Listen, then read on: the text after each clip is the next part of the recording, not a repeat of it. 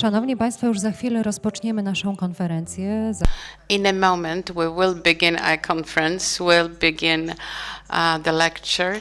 If anyone needs a translation into English, then please let us know. English language, please hands up.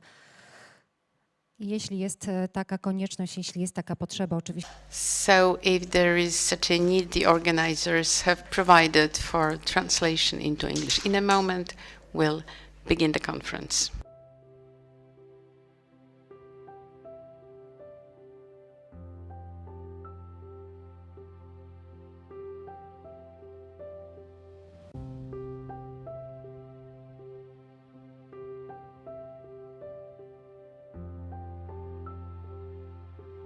Yeah. Okay.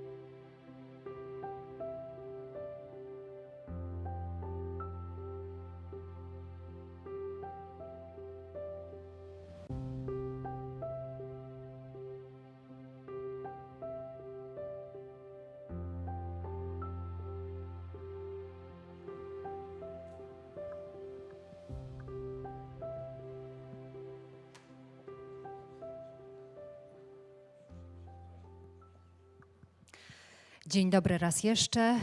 Hello, everybody. We want to welcome you warmly. My name is Agnieszka Osztek. I want to welcome on behalf of the host of the Museum of the Second World War on the academic lecture and presentation of the advancement of works at Museum of Westerplatte and War of 1939. This meeting, the celebration, is another item in the schedule of today's celebrations of the outbreak of World War II. As every morning, we have celebrated at Westerplatte the memory of heroes with participations of the politicians, scouts. At 9 o'clock, we had here in the museum, we had an opening of an exhibition when the days got there. After that, the show of the video movie after digital reconstruction. And tonight, an invitation to you, we'll be having a music spectacle, 7 times Westerplatte, a very special concert, which will be broadcasted live on the Polish television on Channel 1 and on Channel 3 TVP. So I want to thank all the guests for coming here. We are very grateful for your coming. And today's speakers, we have Grzegorza Berendta, the director of the museum. And we have with us, I see him coming into the room, the chairman of the Instytutu, Karola Nawrockiego. Ladies and gentlemen, we want to welcome the families of defenders of Westerplatte. Also, we are very happy to welcome here all the organizations of soldiers and veterans who take care of the memory of soldiers. And we want to welcome you who represent institutions, universities, oppositions of the communist times, and representatives of media, mass media, and all the friends of Museum of the World War II in Gdańsk. And also we want to welcome you who are listening to us and watching us on the internet due to streaming from the museum. So now we'll be having an academic lecture from Professor Grzegorz Berendta, who's the head of the institution that hosts us today, but also will experience lecture at the Gdańsk University and historian, a researcher of the newest history of Poland, involved in councils by Muzeum Stutthof, Auschwitz, Warsaw Ghetto, and the Scientific Council of Jewish Institute. The professor has written over 100 scientific and academic papers. He has written many monographies and many historical books. And the title is The Aggression of the Third Reich on Poland, tried in Nuremberg. Over to you, Professor. Thank you. Good afternoon, everybody. In the very beginning, a brief information, what has inspired me to choose this very subject. We have been carrying on works in this museum under academic works and publishing works, and I was responsible for crimes made by occupants, German occupants, in the eastern regions of Poland. And by looking for very specific information about it, these regions are now in the Republic of Belarus. After years, I got back to the documents of the main trial in Nuremberg. Well, it's 42 volumes of, in average, 500 pages each, where half these are documents of minutes from hearing with witnesses and defendants, and the second half, these are the documents collected by the investigators who worked under the International Tribunal, the documents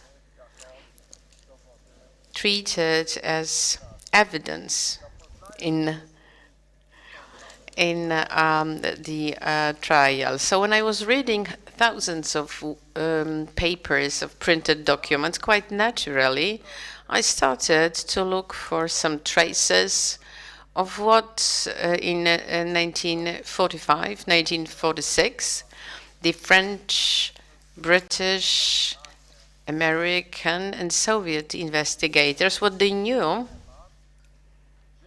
about the history of Poland before September the 1st, 1939, and how the preparation to war went on, and what did they know on what was happening on the territory of occupied Poland after the Third Reich first occupied half of our territory of the state, and next, after June 22nd, 1941, when they attacked Soviet Union during 10 days, it has become the owner, in a way, of the second half of Poland in eastern part. It's very rich source of information on the history of occupied Europe, on occupied Poland, which is why out of these comprehensive set of documents, thousands of documents, I've decided to search for one subject really connected with the situation just before September the 1st, 1939.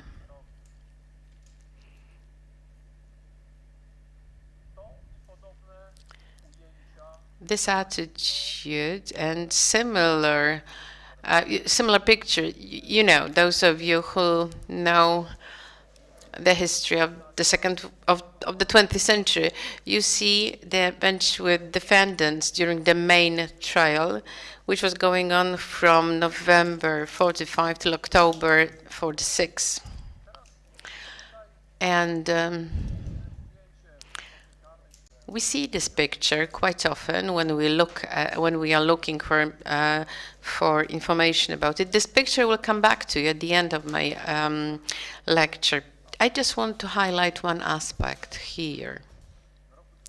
In 1919, when the talks were going on of the peace conference in Paris, when the Third Reich received the main responsibility was for the cataclysm of the First World War, because the victim of this first global conflict, the 10 million people who fell victim to it, and by assigning this responsibility, it has turned out that the winners have chosen not to take steps to set up a tribunal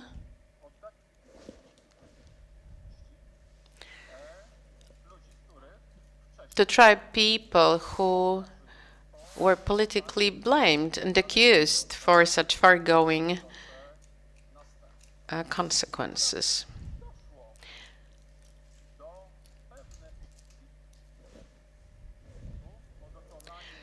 And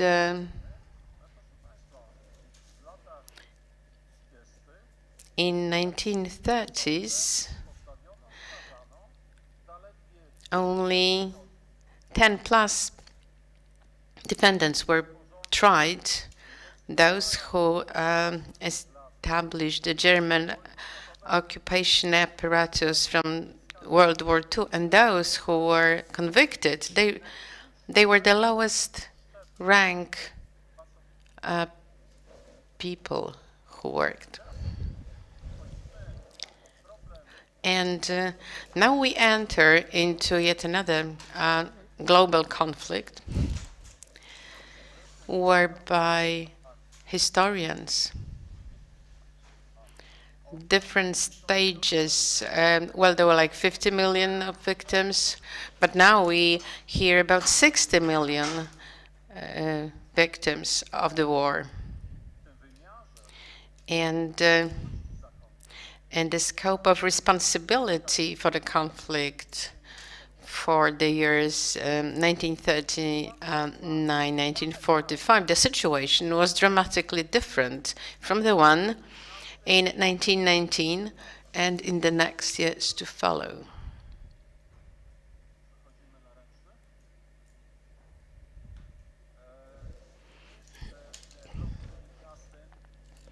So the situation was different. It has turned out that some conclusions were drawn from the previous experience, and in a way it was really early, in the years 1941-42, when the governments of the Allies received information on the scale and nature of crimes committed by German forces on occupied lands. Then some declarations coming from the Allied government that, quite in opposition to the situation after World War I, those guilty of the crimes, those who were commanders on the operational level and execution level, they need to understand that they will be tried. And also, some conclusions were drawn from the fact that although from August the 8th, 1918,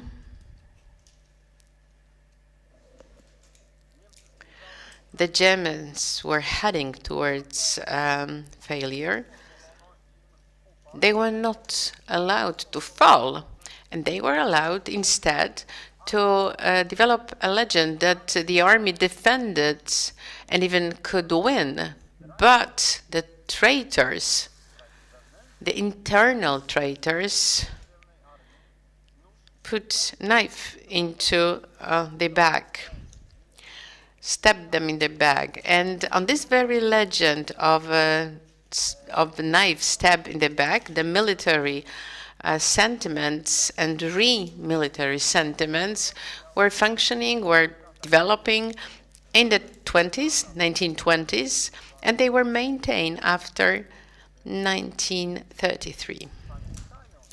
Remembering that lack of consequences for the guilty people helped in rebirth of the National Socialistic Germany, the Allied forces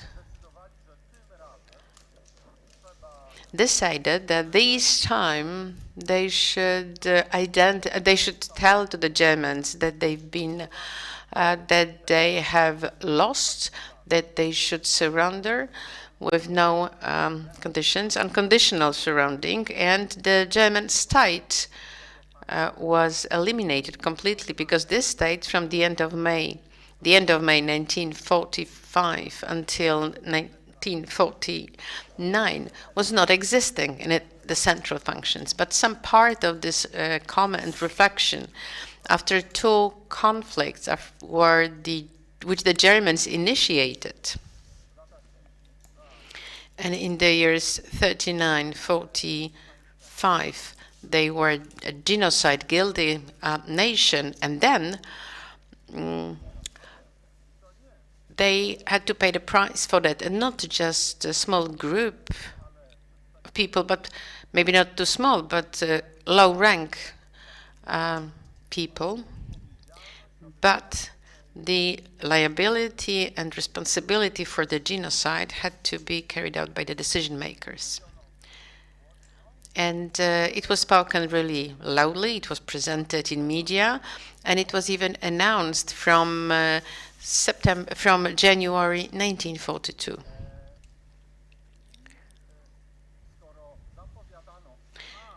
And because it was announced like that, and then evidence was collected in the occupied land of crimes, unprecedented crimes, the crimes that the world did not know before, like documents, witnesses, and places of killing. And the winners in August 1949, they decided to establish an international tribunal. And after several months, it started to sit in Nuremberg. Just remember why in Nuremberg? Well, because to Adolf Hitler, it was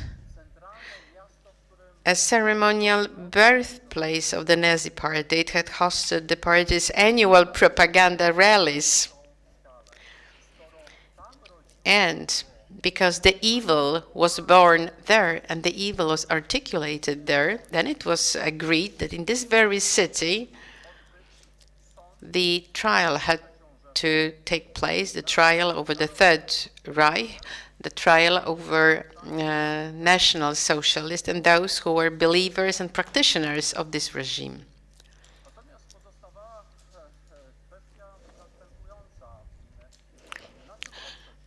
But then there was this basic issue, what the trial should be based on. Very clearly it was said that this trial was to meet all the criteria for providing defense to the defendants with presentation of evidence, supporting indictment, and also with the option to leave explanations. It was not like Nazi type or Soviet time trial, where just the defendants were simply called in and the decision was made without any chance for the defendant to speak out and to give their opinion.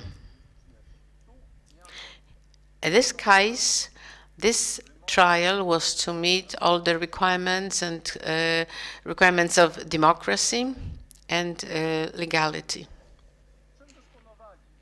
Now the question is what the prosecution had, what the defendants had there in 1945 and 46. When we go through the volumes of published papers from the Nuremberg trial as published in 1947-49, we see that much of the material was taken from open sources, open publications from before 1945. The Nazis, they got naked, they revealed their opinions, their ideas, their intentions. They did it quite gradually, of course, by some plan, but they published documents, the documents of the policy in many volumes. You could very easily use them. They were partly known even from the years of the war. And also when the governments of the attacked states published during the war, the collections of documents, volumes, books, white book, blue book, different types of books. The Polish government also published the government illustrating relations between Poland and Germany by September the 1st, 1945. The Brits, the French, as early as in 1945, they knew the memories of the Romanian politicians, Italian politicians, who in one or different way touched upon Polish affairs. What's really interesting and what reveals what was really happening in these years, they were documents which were found in archives. And here I mean German archives, which the Germans, National Socialists, never published before. And those were documents from meetings with Hitler from November 1943, 1737 till August 1939. But there is one document from November 1939 when we knew the act of aggression, the act of annexation from 1938-39. When Hitler, in a retrospective way, was speaking about what and why he did, and he declared clearly that these phases, these undertakings had been planned earlier, much earlier. So now looking at the content of documents from November 1939 with these open, revealed documents of Germans, well, we have this picture that he was a politician who was lying and who was coming towards conflict, but only having a kind of a fake play. And now just an explanation. The materials that I'm showing and sharing with you, and they come from German publications, some of them from modern sources, and some of them dating back to the Third Reich. As you can see, this is one of the contemporary illustrations. There is a very intensive black color, and it was used to mark those areas which were detached, disconnected from the German state under a decision of the Versailles Treaty. All in all, Germany in Europe lost around 13% of their original area from before 1914. They also lost Cologne and the colonies were 5 times as big as the actual German state. But that dark black color in the illustration, such a strong black color, what it shows is that the biggest beneficiary of how Germany was degraded, and I'm using specifically this term, it comes back from those days in 1920s, 1930s, that's how Germany was using it. So it was in fact the Polish state, because the Polish state regained, or perhaps during its rebirth, and it regained 43,000 square kilometers. It wasn't actually reaching out to get someone else's land. In fact, it got back what it had in terms of its territory before 72. But 66 million of Germans thought that the decisions from Versailles were evil. That's how it was presented to them. It was about Poland taking over their land and the propaganda that was disseminated since 1990. And in fact, it was kept in force all this time. So to them, those people were told that the land was an integral part of Germany. And so what Poland did, because Poland included Pomorze, Kujawy, Wielkopolskie, and one part of Upper Silesia to its territory. So that was a violent act from Poland, violating the national integrity of the German territory. So that's how it was presented. As a consequence, because this is what they thought, the situation we ended up in was that all sorts of groups in the German scene, ranging from the radical left to conservative and nationalistic groups. So across the board, all the groups were saying that this situation should change, and the layout of the borders should be changed. And so between 1919 and 1932, the relations between the states were really very bad.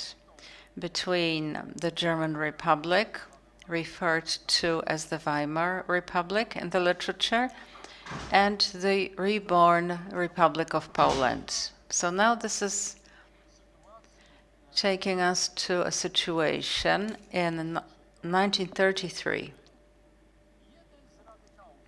where one of the nationalistic radicals becomes the head of the German government. It was a democratic election, and he was appointed by it, the head of state, by the president Paul von Hindenburg. Well, that particular politician was Adolf Hitler. And he was, together with his group, which is the National and Socialist Movement, so he was part of one of the most radical fractions and wings that demanded that the situation of 1919 needs revising. Now what happens was something really strange. On the one hand, a plan was being built to take over control over Germany and also to achieve other more long-term goals. So that same person from 1933 and with him his subordinates started speaking an unexpected rhetoric. So all of a sudden, these extreme nationalists and revisionists are starting to send signals to Poland, suggesting that they are, in fact, in favor of the status quo, which was developed between 1919 and 1932.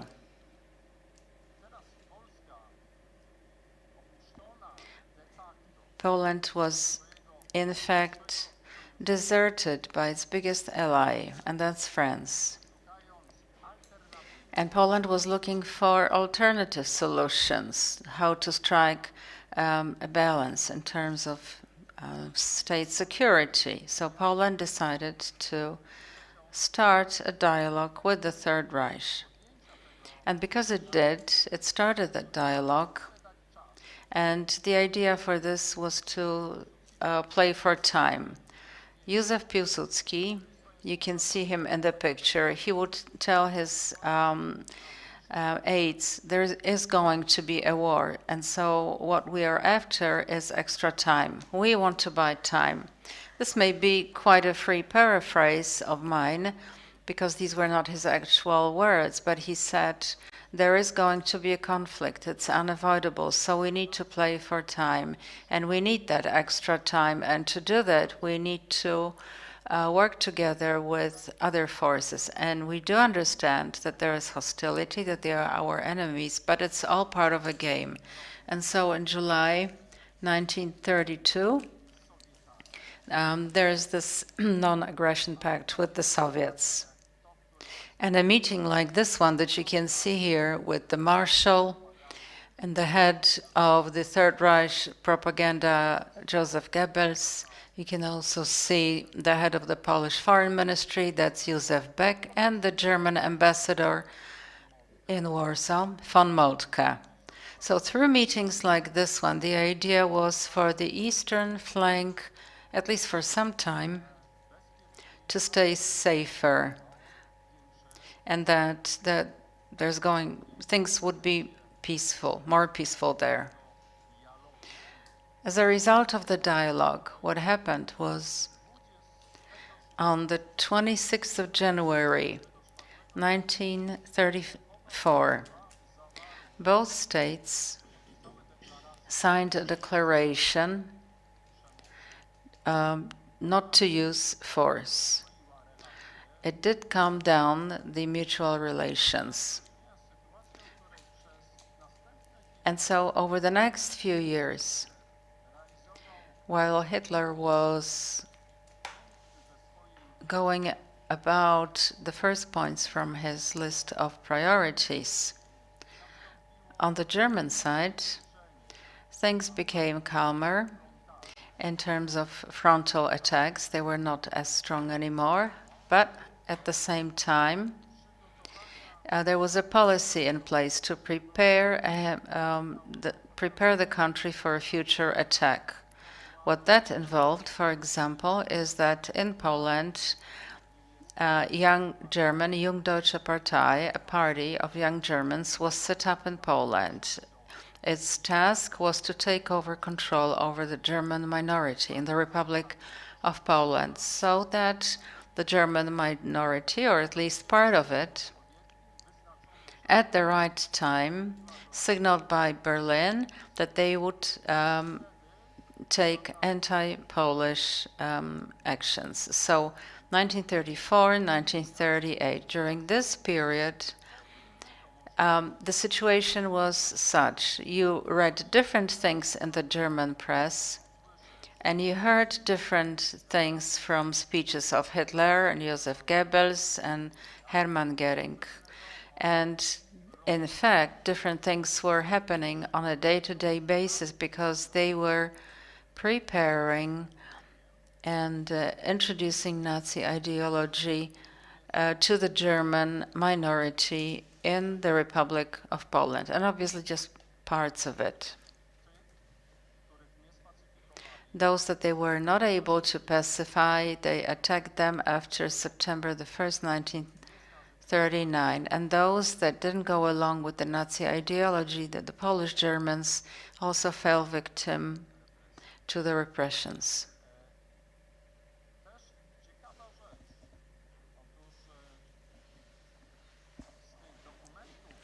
Here's an interesting thing. The publicly available documents that were published or made public, or perhaps they were studied during the Nuremberg trials,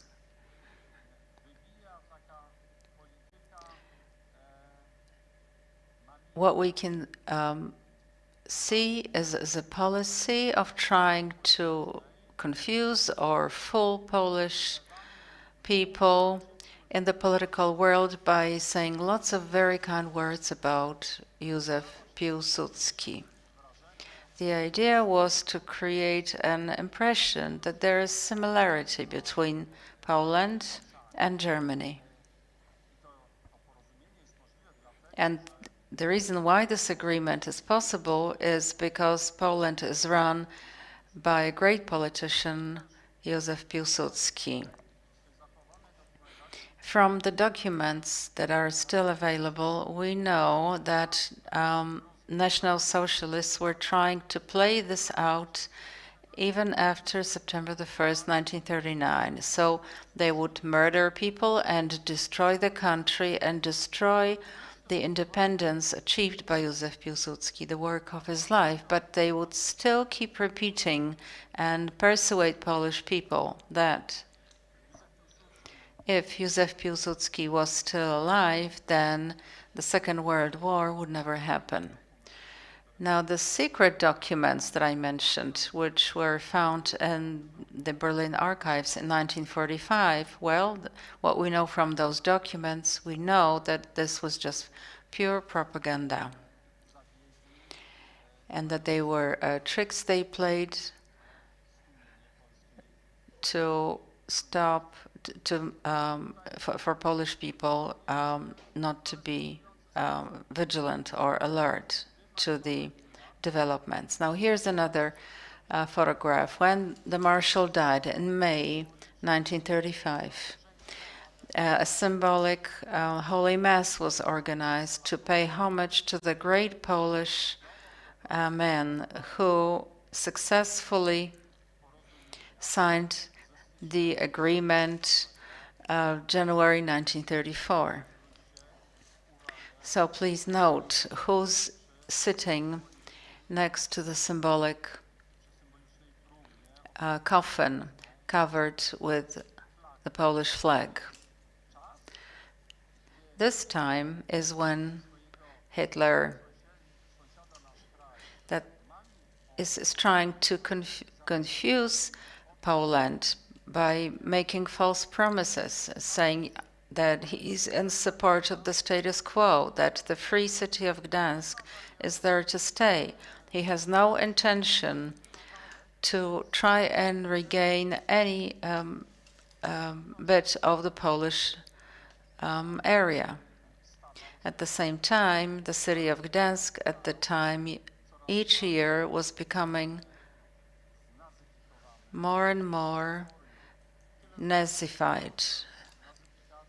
However, that process was stretched over time because there was opposition, and it started in 1933 to get rid of opposition and continued until October 1937.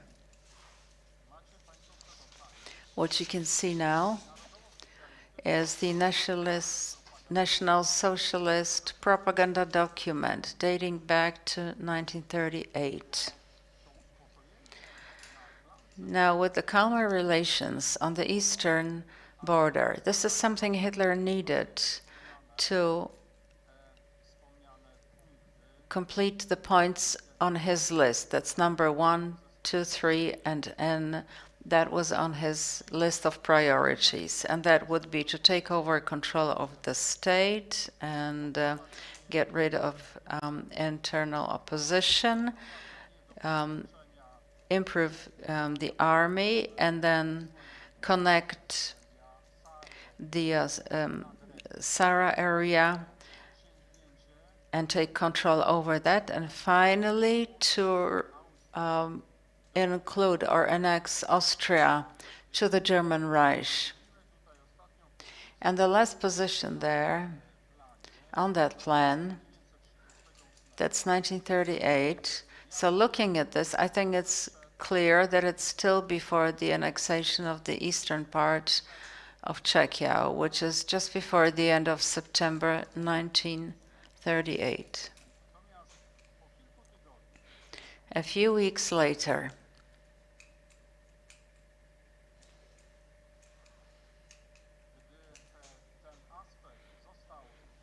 when this aspect was actually completed, then on the 24th of October 1938, the rhetoric changed. The Polish ambassador was called, and in the German Foreign Office, he was presented a catalogue of demands. And any extension of the agreement was made dependent on that catalogue, and it's the agreement of January 1934. So it's particularly at that time, that's when the change took place, and the first change to the false rhetoric that they had been preaching for the next few years. Because what they demanded was that Gdańsk would be annexed to Germany, and they also demanded their right to exterritorial roads to run from eastern Prussia to western Pomerania. So I think that's exactly what most of you have been reading about in the literature, or perhaps when you went to school. But it wasn't until today that we are now saying that the main goal of Adolf Hitler in September 1934 was to get to this particular point, which is Poland being in conflict with the Soviet Union. And any demands that were presented on the 24th of October, and then they kept repeating the same demands over and over again. There are a couple of photographs taken after the 24th of October. These were instances where Poland was trying to keep up the dialogue, but all the time Poland would stress that none of the demands coming from the Third Reich could be accepted. But it was also made clear that Poland definitely wants to hold on to the status quo, that we're against the war, and Germany was following this policy of feeding Polish people false truths. And we know it from Nuremberg documents. And they continued with this policy in November, in December 1938, and then in January and February 1939. So all this time, they kept assuring people that it's just Gdańsk, that it's just these exterritorial corridors. Other than that, the German state is not in any way going to change the border anywhere else. So despite this persuasion, back in January, Polish politicians held meetings and discussions, and we know it from Polish diplomatic documents that were published during the war. But what they were saying is that the goals Hitler is following are quite different from the words they are using during negotiations between the Polish ambassador in Berlin and Joachim von Ribbentrop, who was the head for the Foreign Office. Or when they met in January, that was a meeting between Josef Beck with Adolf Hitler directly. It was assumed that they're actually dealing with an illusion, with in fact, the actual efforts geared towards annexation, and we cannot help Hitler with that in any way by making concessions to the demands he presented.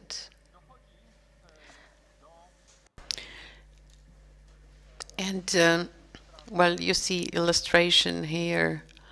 It's a slide from a completely different time, but still it refers to Hitler's speeches from spring 1939 in Reichstag. In the beginning, he would publicly maintain falsely peaceful and positive speeches and theses about Poland, but in March, he made an annexation of Czechia and Moravia, making protectorate, and annexation of Klaipėda. He broke the agreement of treaty from only a couple of months earlier, and he proved that what he would declare had no meaning to him at all, would not be binding to him. And then, after March 1939, the Polish government initiated very intensive negotiations with the old ally, France, and also with the state, which quite unexpectedly made a one-sided declaration of independence guarantee, I mean here the United Kingdom. And the cooperation between Poland and France and Poland and the UK, it resulted in Hitler issuing a decision or an order to develop a plan of aggression on Poland. And this information was not to be found in documents used in Nuremberg, but what was found in Berlin in 1945, well, we could see this information. And what's interesting, this order to get ready to have a so-called white plan, the plan of aggression on Poland. The first one was that the planning works and preparatory work, now pay attention, should end by September the 1st, 1939. The decision was not made then, but in this document, which we know as so-called White Plan, we have this date, September the 1st, 1939. And what we have after that? By the notes of secret minutes which had been revealed during the Nuremberg trial,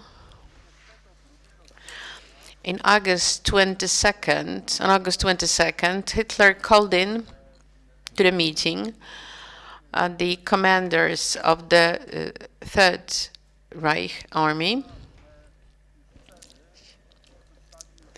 and then he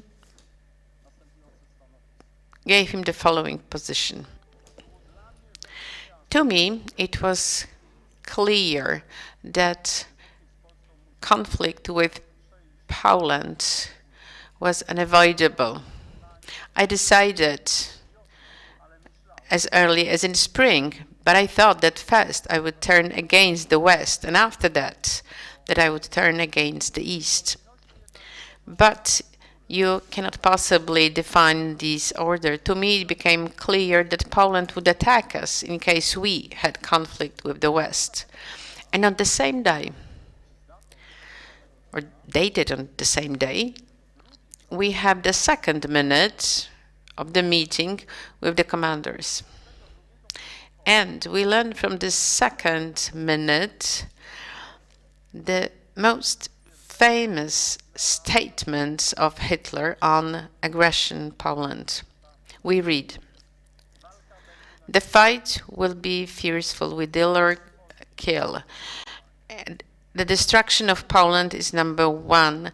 Our job is to destroy the enemy and not to reach a certain point.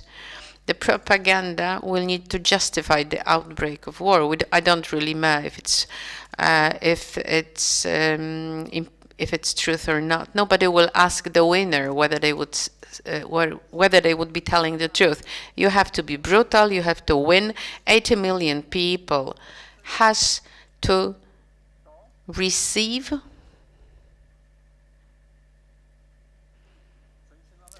what they deserve. And they deserve right existence. Right is with who's stronger. We need to act fiercely. Now, having these documents, open documents, and having texts published like leaflets, press articles, and putting them together with the revealed found documents, plus with witnesses' statements, on October the 1st, 1946, the International Tribunal of Justice passed the sentence, and we read there, all the attempts to make Germany to agree to reasonable settle the conflict between Poland and Germany was with to no avail. Hitler has passed his order and set September the 1st, 1939 as the date where he would attack Poland. In an order, he foresees simultaneous war activities, which would be necessary should Britain and Britain and France declare war. The tribunal states that the activities just before September the 1st, 1939 show clearly that Hitler and his aides decided to deliver their plan on aggression on Poland against all persuasions which would ever reach them. Hitler even when he was aware that his activities, that his action would result in war with Great Britain and France, he still wanted to follow this path. The tribunal is fully convinced, based on the evidence, that war given by Germany to Poland on September the 1st, 1939, was an aggression war, which resulted the World War and resulted in crimes, war crimes against humankind. Here you see an illustration from these meetings. And again, an illustration showing decisive, very firm attitude of Poland. And here you see pact for war concluded by Soviets with the Third Reich. The results here of the pact. Here you see the contemporary illustration from the German history book. And the results. Well, as a consequence of the Nuremberg trials, the majority of people whom you see as defendants, they were found guilty of the indictment. There have been some exceptions, but what's important to us that in its sentence, the aggression on Poland from September was connected with the context of the beginning of the Second World War. Thank you. Professor Grzegorz Berendta. Thank you very much, Professor, for this extraordinary analytical lecture showing us aspects of the political situation which Poland was at that time, and we will not necessarily read about it all in our historical books.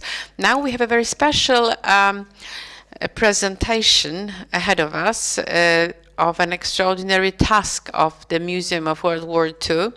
This is the building of Museum of Westerplatte and War of 1939. It's a unique project, important not only of history, but it's very symbolic and it has enormous significance. And we shall present to you all these parts of project which had been concluded and the plans which will go towards the advancement of the museum. But first, please watch this short video. Only a story from the field will help us to understand the history of Westerplatte, which is one we want to establish a plenary museum. For some years now, we've been having systematic archaeological research on Westerplatte. At present, we are developing an exhibition which will show the effects of our works. And first of all, the burial place of Westerplatte soldiers found in 1939. And Westerplatte, by its location and nature, this is the place of tourism, but first of all, this is the battlefield and a museum. And under the project, we'll be having opening of the historical facilities according to the plans before 1939, and also some conservatory renovations, and building a new facility, new building, which will become a museum. The new concept on a path of Ireland will show the lonely war from 1939. Crossing the so-called red wall, you will first walk along the railway facility. Then the path will lead you along the old railway. And then you will head to the storage number 1. It will be the place where you will learn about the history of the Half Peninsula. And you will see the fortification facilities. You will see fort, the stronghold, and there you will learn about the heroic defense of Westerplatte. Then the watch guards, number 5, and there was the heart of the half peninsula, the graveyard, the cemetery of defenders of Westerplatte. After that, some relics of military buildings, and watch and guard building number 3. And after that, we will learn what happened to Westerplatte after 1945. Then another museum where you will learn about the Poland's campaign of 1939 and what happened to the defenders. And the last part is the power plant of the facility with archaeological exhibition. The design with the relics and the officers' villa will be delivered by the winners of the architect competition. The second stage will be ready until 2024. After that, the third stage, which will be ready by 2026, and you will see the most important facilities, the authenticity of the battlefield, the symbolics of the beginning of the Second World War, and readiness of Polish soldiers to defend the homeland. Ladies and gentlemen, the ideas of the new museum vary in a nutshell, and now some details will be given to us by the initiative taker by this concept located on the historical battlefield, the director of the museum. When this idea was developed, the author of many books, and now the chairman of the Institute of National Remembrance, Dr. Karola Nawrockiego, PhD. Over to you.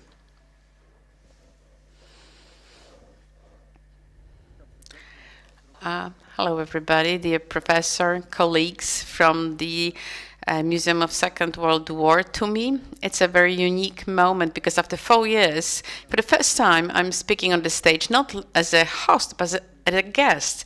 So I want to thank Grzegorz Berendta for inviting me here to give this summary, which is to be in a nutshell as this presentation of some ideas. I'm here just to tell you what we managed to achieve.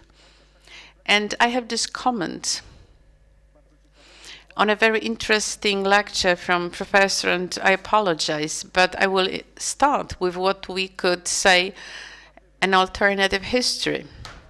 But he has introduced us to the investment projects on Westerplatte.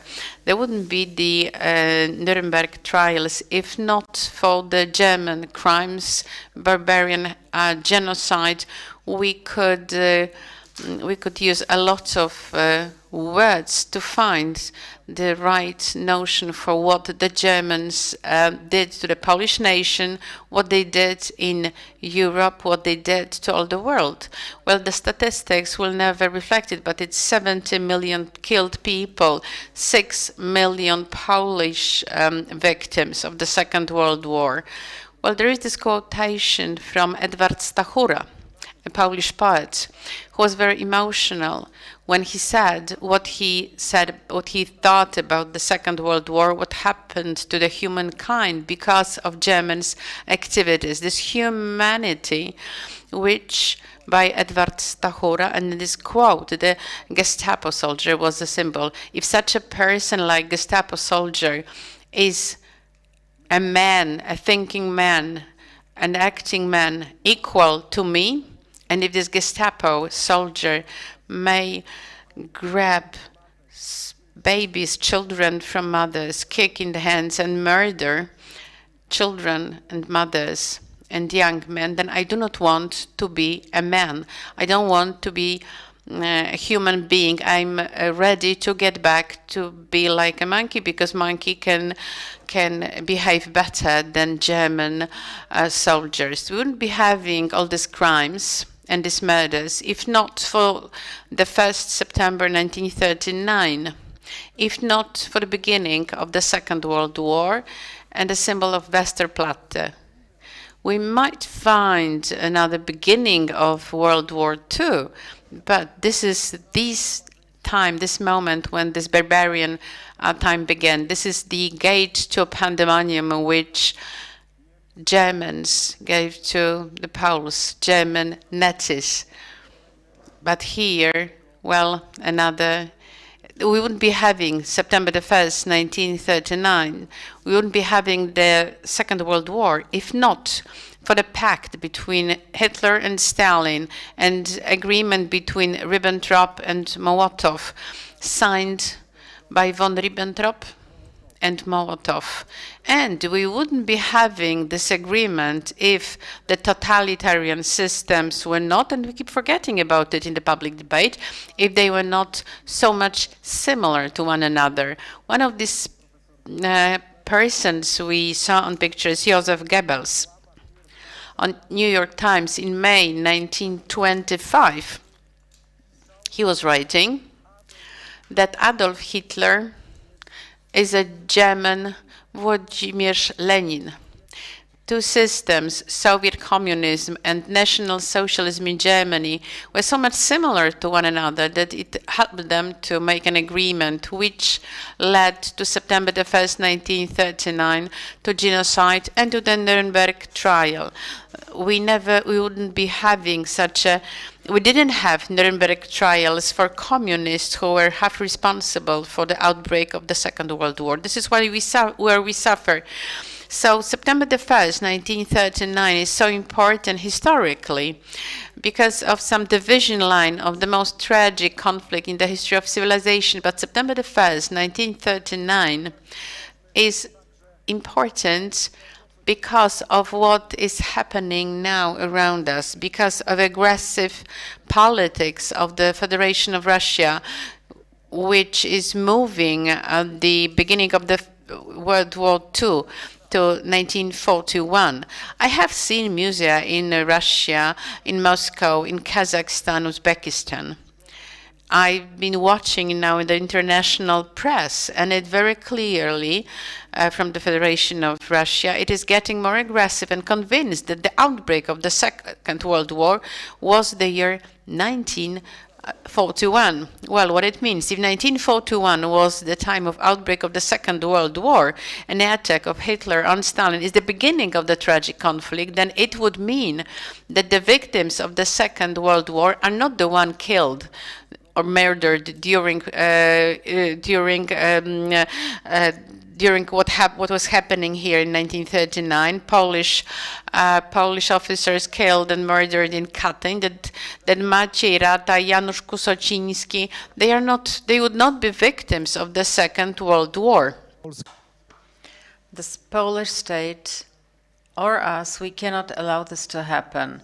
That's why it's so important to keep up their remembrance in Westerplatte, so to build the museum there, and the war of 1939. And in 2027, I think Professor Berendta will guide people across the museum, and he will say, this is where World War II broke out, with the shots fired from Schleswig-Holstein by Germans, and they shot Polish heroes. Well, Westerplatte, which was a transit military depot, it was some sort of a small Poland, like an enclave of the Polish state, surrounded by the elements of the free city of Gdańsk. The soldiers were thinking in Polish, they had Polish plans, they had Polish schedules for training and for patriotic gestures. On Sundays, they would go to the military chapel in the transit depot to celebrate Sunday Mass.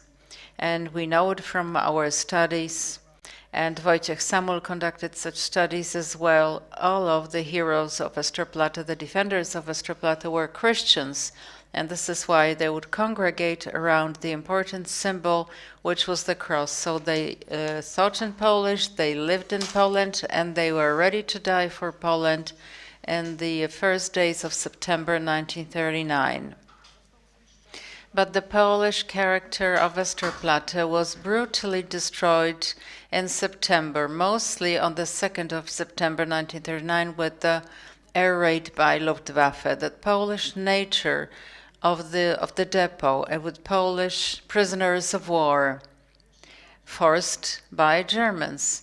It was destroyed even more in 1940 because once again, ladies and gentlemen, it was wiped off the surface of the air as a result of the 1945 military actions. Representatives of Hitler and Stalin were no longer friends, they were enemies, and Germany was defended Westerplatte against the Red Army. And so finally, this symbol, which is the military transit depot, that carries the blood of Polish people, and then it was destroyed. So in fact, it lost its original character. There were some attempts taken by Polish soldiers who survived the September fighting. And then in 1946, the soldiers of the military depot put up a cross here. But the main structure to commemorate this, it was not really a museum, it was more of a monument, really. So the main idea to keep up remembrance was developed in the 1960s, and it was what it was allowed to be in the 1960s, which is socialist, realistic system. So the architects of those time were referring to the symbols in Poland, like folk symbols.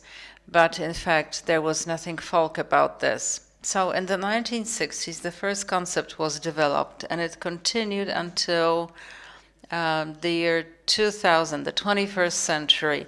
But to complicate things even more, even Professor Haupt, and here's a quote, back in the 1970s, he was no longer attached to this concept, like presenting this small piece of Poland destroyed by Germans and then by the Red Army clashing with Wehrmacht, and then covered up with socialist architecture and style. And then Professor Haupt, no one ever consulted me on this, and they put up different pathways and all sorts of things that take away the actual symbols and the mood of the place.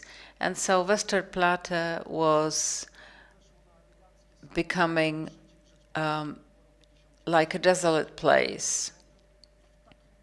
And that's what it was like in 1989, and that's how it stayed for the next 30 years. While there were some ideas to do something about Westerplatte, with some people planning to rebuild all the buildings. And they actually wanted to build new buildings without much thought going into this. Others were more radical. They wanted to put up residential places and yachting clubs here. Lots of crazy ideas on what to do with this peninsula. And there was also a concept to build glass homes, but there was never this question, how do we do this? There were different concepts in the area of architecture, but there was no law to this. It wasn't until 2017 when we had a new solution here in World War II. It was a proposal from Professor Gliński, the Minister for Culture and National Heritage, and Jarosław Selin. With their contribution, it was possible to build a new project, a new design, which involved new legal regulations and new practical solutions on how to build the museum. And so there was a special act which was passed by the parliament, by the Senate, and was eventually signed by the President of Poland.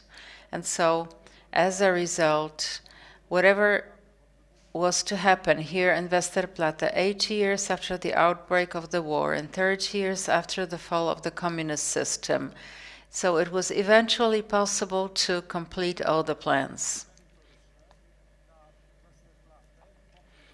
And then work was conducted around Westerplatte. A team was set up, made up of World War II museum staff, and they developed the exhibitions and the museum. All of these people, ladies and gentlemen, are seated here in the first row. I want to say thank you for the 4 years I've had with you. It was a pleasure working with you. And it's them, headed by myself and Director Berendta and Mr. Schulz. They prepared a formula for the new and future museum.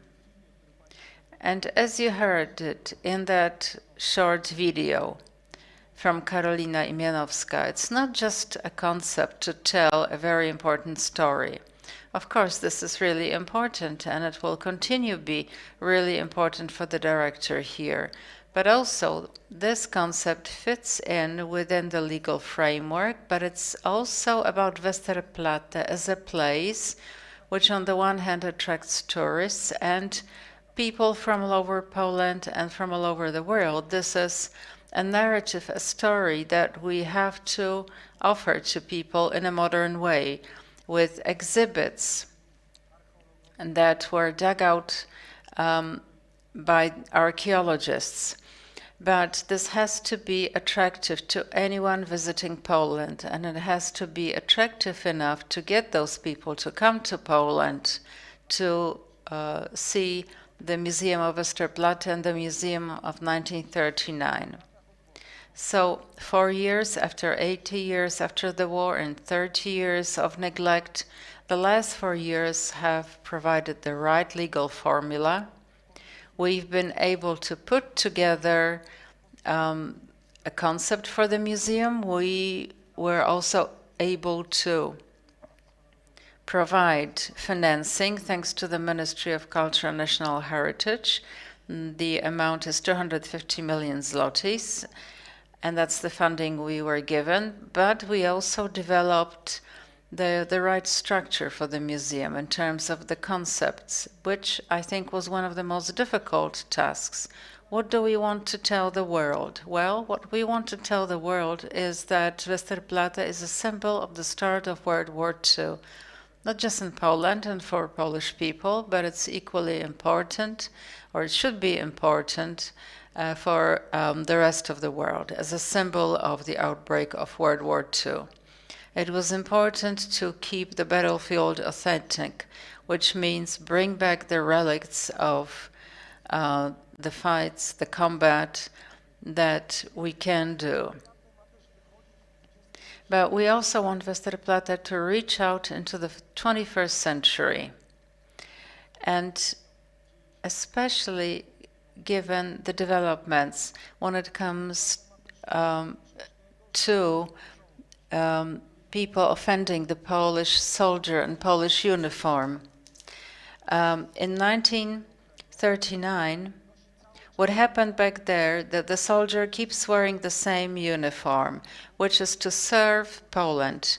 It's a uniform with an eagle, with a crown, and that's how we're building the prestige of the Polish soldier, respect for the Polish soldier, because his predecessors, the soldiers before him,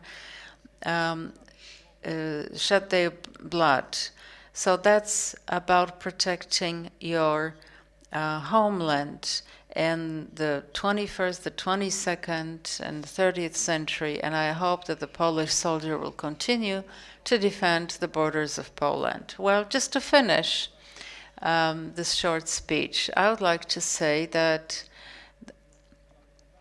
what we've achieved is also down to the efforts of people working in the international team, because we are in touch with international communities, and as a result, Westerplatte is also now part of Worldwide Museums and Battlefields. So over the last 4 years, we've prepared the International Forum of Battlefields, which is a getting together or some sort of a council involving battlefields. And for the World Forum, we were able to invite to this room representatives of the Pearl Harbor, Gallipoli museums, and the Marco Polo Bridge Museum, Banping, and lots of other interesting museums. That's how we want to reach out into the international community and present our symbol, Westerplatte, because it tells an important story about the Polish nation, which is our attachment to freedom, and it's that freedom that keeps us together for centuries, and it will do so for the generations to come. Just as we know from Roman Dmowski in the Thoughts of the Modern Pole, we always quote this, I am Polish and I have Polish duties. But Roman Dmowski also wrote, we are a nation here within the Polish borders. And anyone outside the nation, they are also part of the Polish nations, those before us, but also those after us. So for those who are here today with us, who are Polish people, and those that will come after us, that's how we're building this remembrance about the heroes of Westerplatte. You may think that I'm speaking as if I'm the host of the situation, although I did say initially that I'm no longer the host here. And Professor Grzegorz Berendta, who's now the director of this museum, he was there from the very beginning in developing all these projects. As my deputy, we both embarked on this journey, and we both prepared this concept together with people who still work for the World War II Museum in Gdańsk. This is my way of sort of just excusing myself, because I moved to another position. I am now the head of the National Remembrance Institute, but I believe strongly in the success of this project because we have Mr. Berendta and Mr. Schulz and great people who are going to finish this project. That's part of their work for Poland, and they will continue to go towards the finishing line, which will be the construction of the Museum of Westerplatte and the War of 1939. And the professor here was my tutor. He was my boss, and then I was his boss, and then he was my deputy, and he's a great friend of mine. So congratulations to all of you continuing to work for the professor. Thank you very much.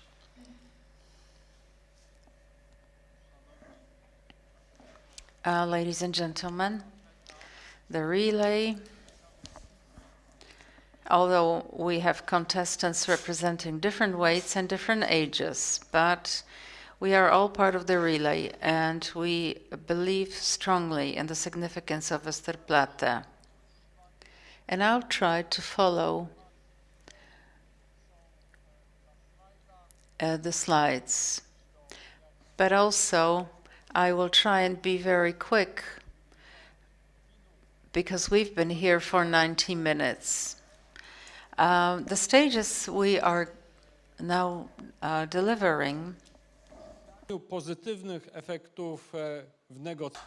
and because we've had positive effects in our dialogue with the Pomorskie Conservation Officer, and we've been in talks with legal institutions, so it seems everything's on the right track. And so pretty soon we are going to announce a tender, a public tender to build a new military cemetery in Westerplatte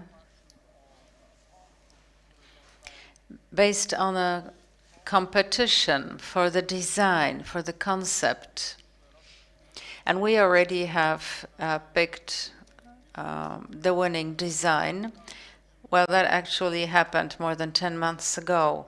And now we will have a competition to appoint a contractor of the project. And with us is engineer Piotr Zając, and later I will introduce all the other members of the team.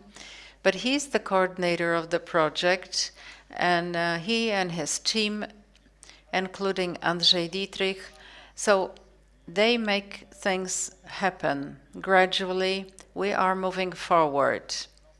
So it's a new cemetery, and when it's there, it will be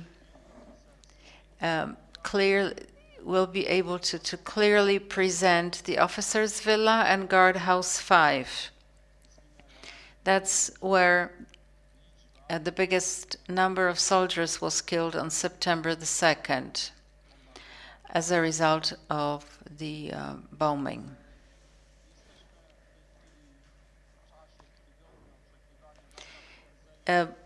Soon we expect to have our corrected design approved. And as soon as the conservation officer has approved it, because we've made some corrections, so as soon as this is approved, we will then continue with further work.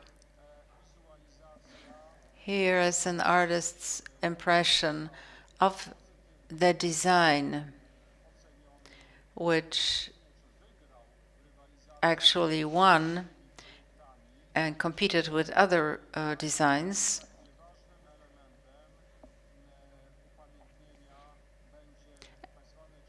We are going to have what's called the Dąbrowskiego cross, which is that cross that was originally put up in 1946, and it remained until today, and it's in our care. So this will be like a connection between the time before and now, when the new cemetery will receive the remnants of what's now 9 soldiers, but thanks to the work of archaeologists and perhaps the number of burials of soldiers will be higher. We'll be able to bury more soldiers here. I can see darkness. And now I can see brightness.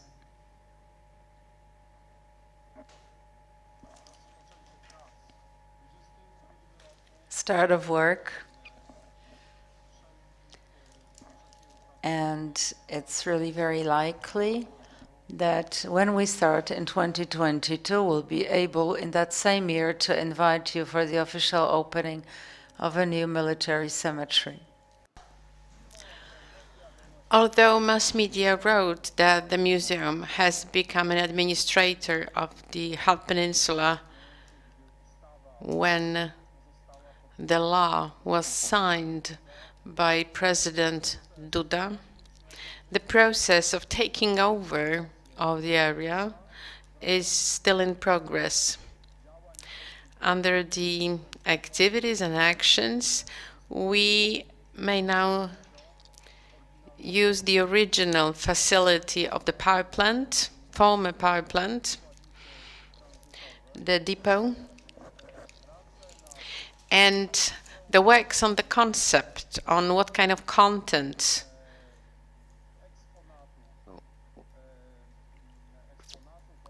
of the exhibits and description, well, the coordinators in this part of the future exhibition has been already developed, but now we have ahead of us adoption of the building in construction aspects for the exhibition, so that we can safely present 200 plus chosen and selected the most interesting exhibits found during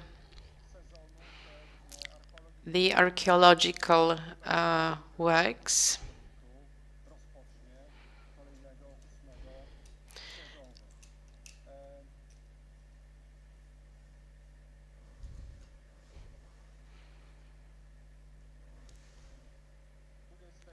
Here we are in the middle of procedures about selection of a contractor to the works, which are engineering works. And there will be a competition still ahead of us for the exhibition.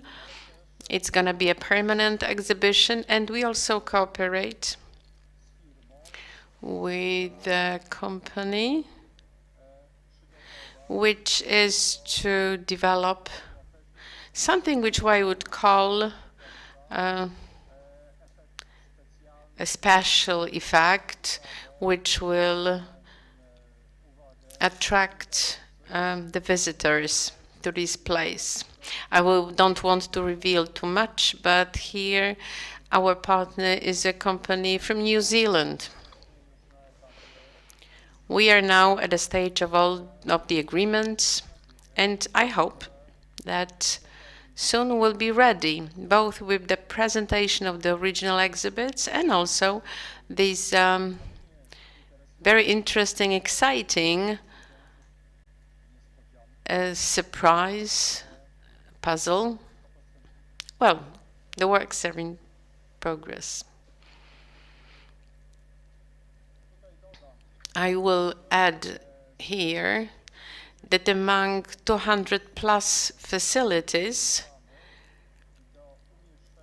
we have chosen to select in this building, just like the archaeologists have presented this, and Szymon Bednarz, 90%. These are the exhibits which have been already prepared to the exposition, so an exhibition. So the selection is, as we know it, is done. The construction works will start next year, and we hope that the works, the construction works, shall be closed a bit earlier, later than the graveyard, but that the opening will be still in 2022.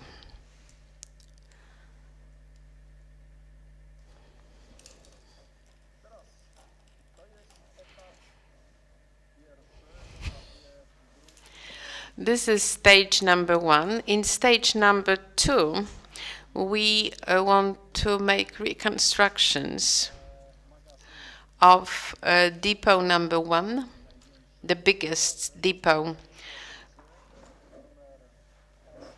number 8, and then buildings number 10, 11, and 12, and also adaptation of the stronghold fort, the facility which survived the Second World War, to the needs of our museum. The concept works on the contents, the division of the functions.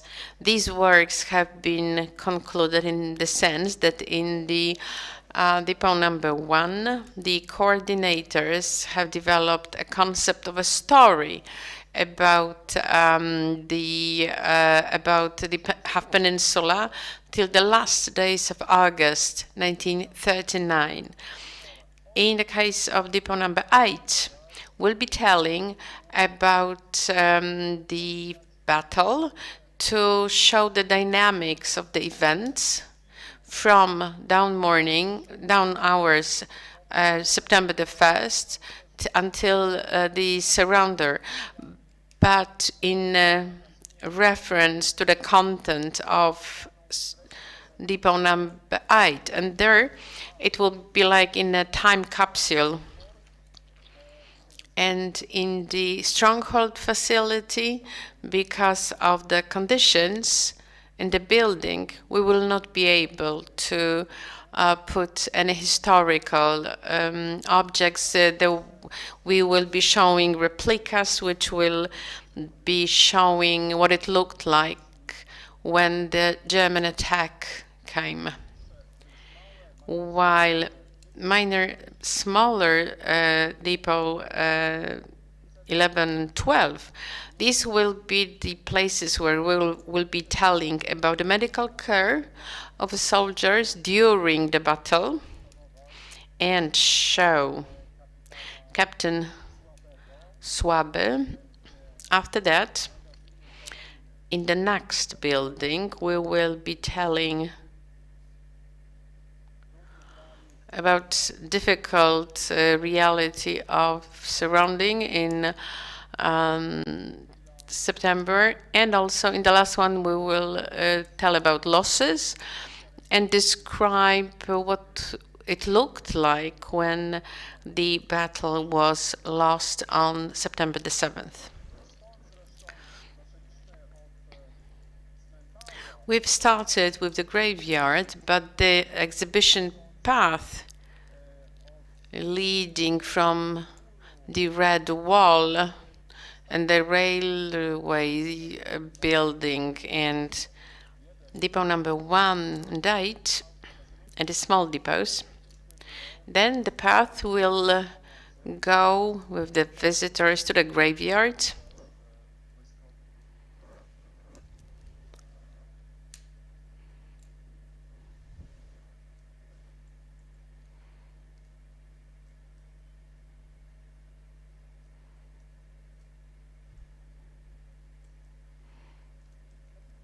Well, I was telling about this, that's why I'm simply browsing the slides. And now the exhibition space, huge challenge. And we need to develop a good concept of it now. And this is what we are doing now. We had several ideas on what spaces should be there, what kind of functions we should be having there. This new space will be telling, this is the space which is at the bottom of the hill, and this inscription, never, never again. So there, in this new space, we will be telling about the 1939 war, in an unconventional way, I believe. We'll go beyond September the 5th, October the 5th, and the Kotsk battle. We want to finish this by information about 30 regular army divisions of the Polish army, like Major Hubal, who never surrendered, who were fighting under the German and Soviet occupation, which were liquidated at the end. But we know very little about it. So it's not only Hubal, who was fighting after October the 5th, continuing the war, which started on the day of Germany's attack on Poland. It is also, so this is the place where we will be telling a lot about the defenders who were fighting for the 7 days, 7 difficult days on Westerplatte, both soldiers,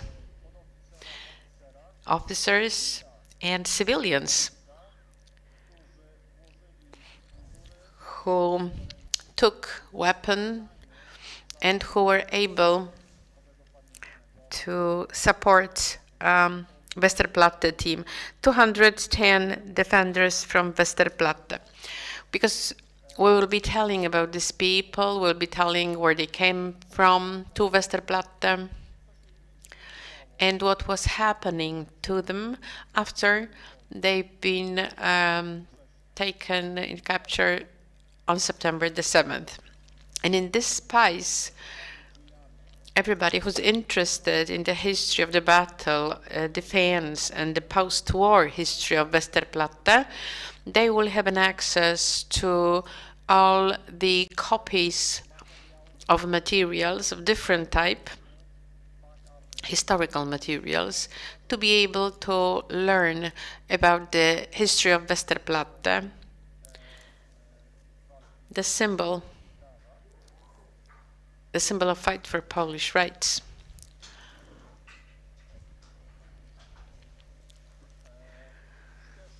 The path, the visiting path, well, the concept which came from one of our colleagues, it was that people who would spend hours on Westerplatte, that they should have places where they could rest, but they would be able to learn about non-obvious facts about fauna and flora of the half peninsula. So such places will be located by the visiting path. It's a fresh idea. I think it's very inspiring and really well in line with the field conditions.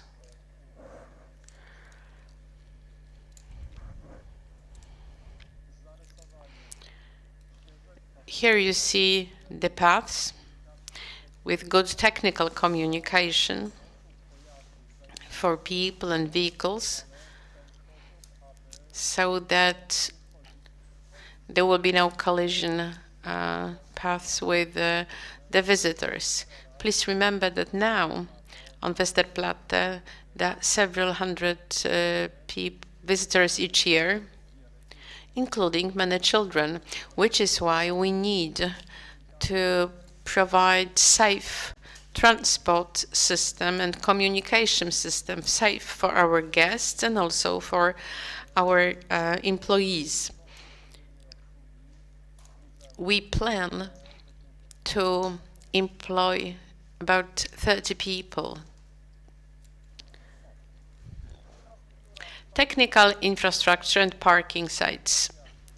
In mass media, we had a dispute or discussion about tourist offices, and false information was given that we would wanted to violate integrity of the battlefield. Well, it was not the truth.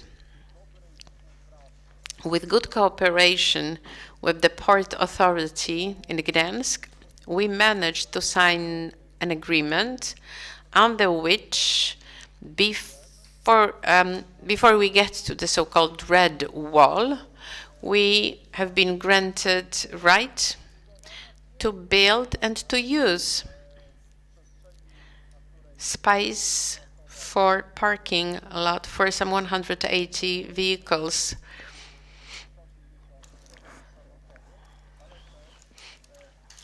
But those who would come from far away, they will be able to rest and to get information.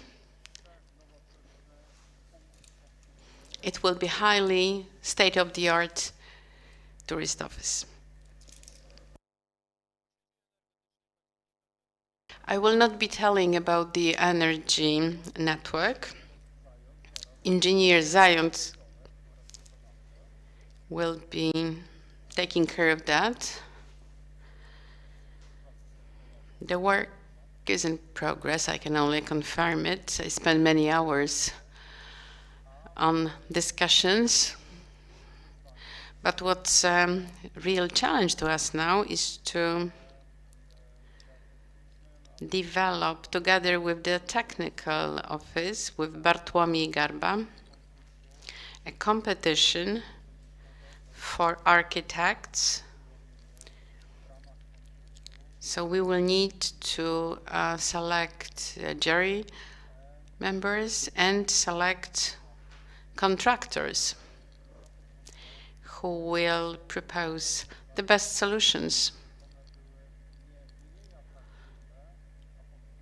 They should be attractive and even more attractive than what you see in the present location of the Museum of the Second World War.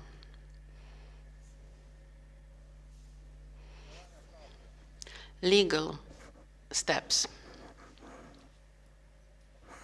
in progress.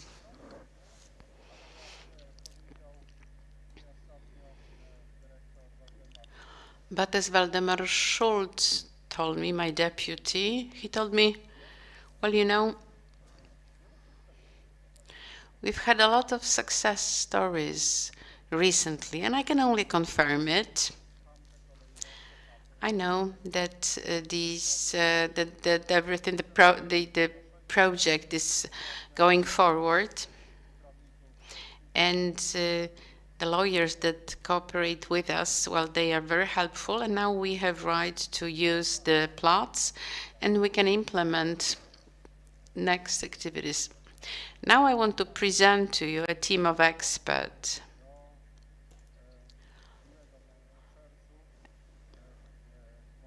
It's a nice time for me now, I believe, which had been signaled by Mr. Nawrocki, namely, once again,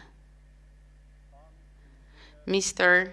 Piotr Zając, an engineer,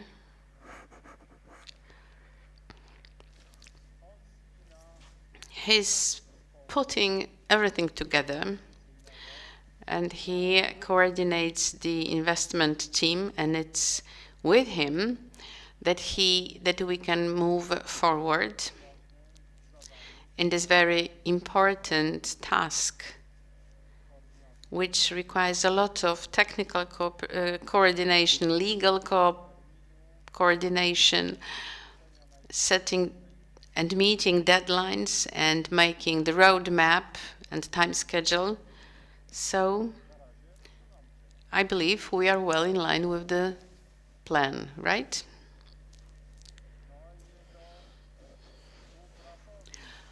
His aide, architect, Andrzej Dietrich,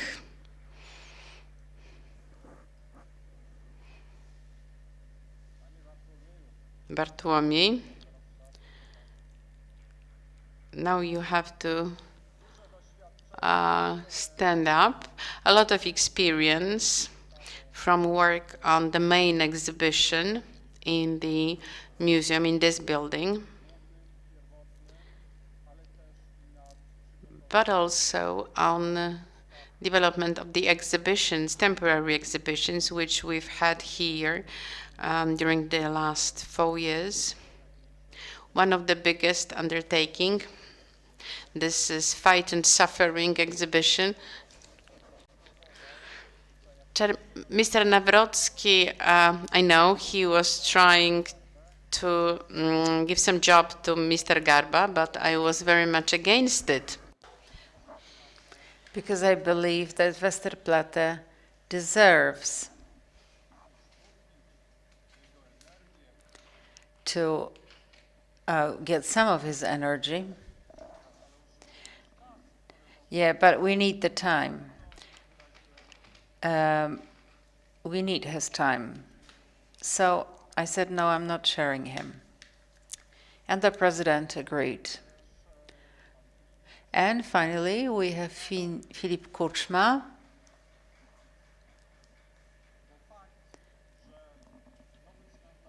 Now, the new military cemetery will not be a symbolic place only. It will be the resting place for now at least 9 soldiers fallen during the battle. The credit is all his for that. And then obviously his co-workers. And also we have Wojciech Samul, historian, archaeologist, but it's the archaeologists that found our soldiers. And we have Wojciech. He is responsible for the collections in the museum, but he's also the author of the main concept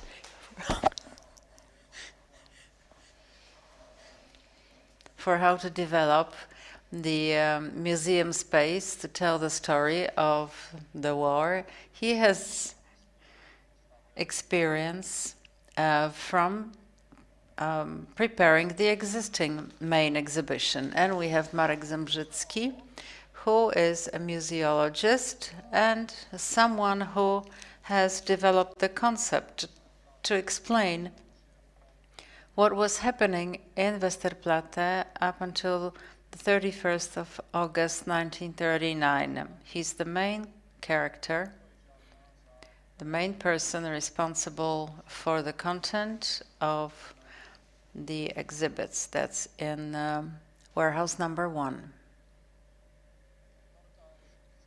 Now, the author of the commercial success of the Museum of World War II, that's Karolina Imianowska.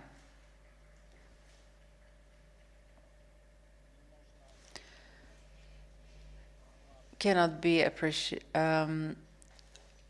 her contribution to our institution cannot be overrated. Right, are we now at the end of the presentation? Yes, we are. Right, thank you very much. 120 minutes of your time, thank you. And I admire your endurance. Thank you very much.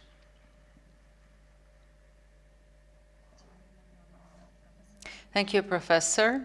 So, ladies and gentlemen, now that the professor presented this great team of our staff, let's now go back to the first soldier, Ignacy Zatorski, because today we're here to bring back the memory of people who were defending this piece of land. This is the ID note presented by the Speaker of the House, Ms. Witek. So let's see that short video to present this ceremony, the event.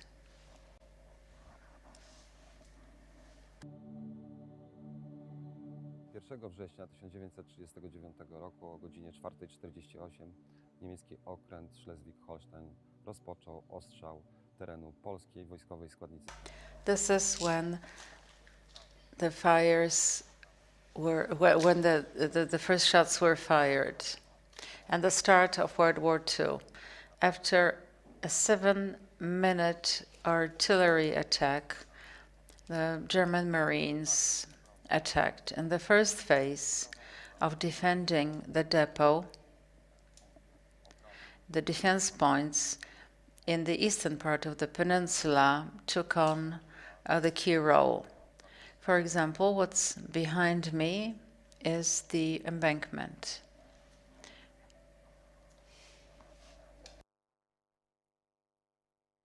This position was manned by 3 soldiers. They were there during the early attack, and the Germans suffered great losses.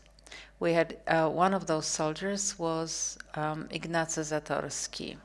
He was born on the 25th of July, 1915 in Baranowo. Today, this is part of Suchedniowo in the region of Świętokrzyskie. He was the son of Andrzej and Marianna. Most of his life, he lived in Bugaj, which is a village near Suchedniowo. He completed 4 classes of school. He was about 1.7 meters tall, which is exactly what was recommended for guards to work at Westerplatte. So he came to Westerplatte on the 30th of March 1939 as a senior legionist.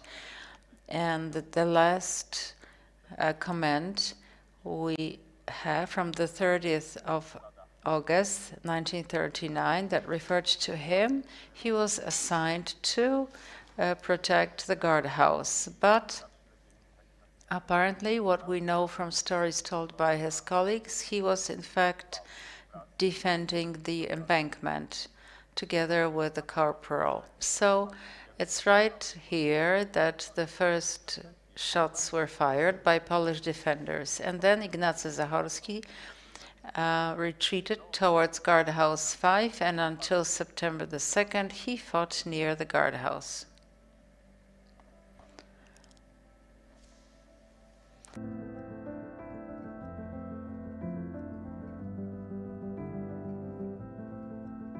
Zginął 2 września 1939. He died on the 2nd of September 1939, following a bombarding of guardhouse 5. This is where he went, where we think he went to have the first hot meal that was served there and what was brought there from the barracks.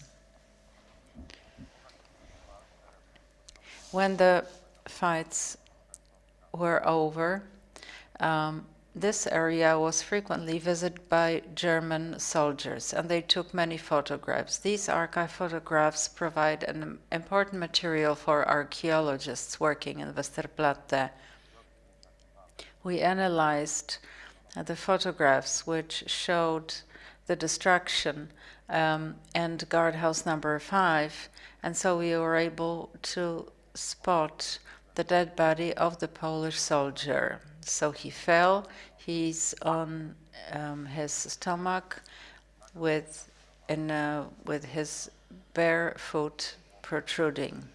His head is covered by a big concrete fragment of the guardhouse. Next to his right hand is a cylindrical object which we think is a container for the gas mask.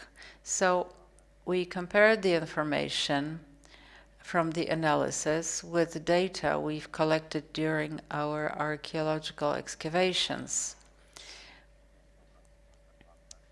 When we came across 9 bodies of soldiers. So based on this, we think that that person was buried in plot number 3, and it's that soldier, the only soldier not to have had the right shoe. And next to his head on the right hand side we came across a metal container for the gas mask. Also the injuries and his wounds are consistent with our studies. We know through genetic studies that the soldier who was buried in plot number 3 was senior legionist Ignacy.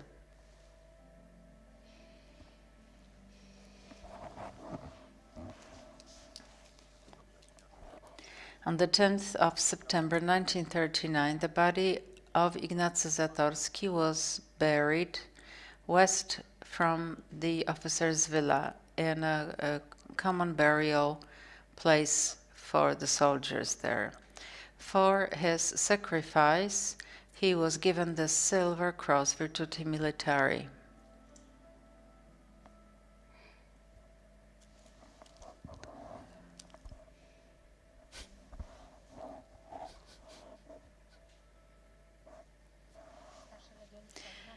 Ignacy Zatorski, the legionist, he's one of 9 of the heroes, and we were able to bring back memory of him today. Well, thank you very much for listening. Thank you for being here. Thank you, Professor and Director. We hope that the plans to build the Westerplatte Museum will go according to plan, which means that soon we'll be able to enjoy a new museum. Thank you very much for coming. And just to remind you, there will be a concert, and then a spectacle that will be transmitted in the Polish television. So please come back here for 8:15 or make sure to watch it on television. Thank you very much and see you again.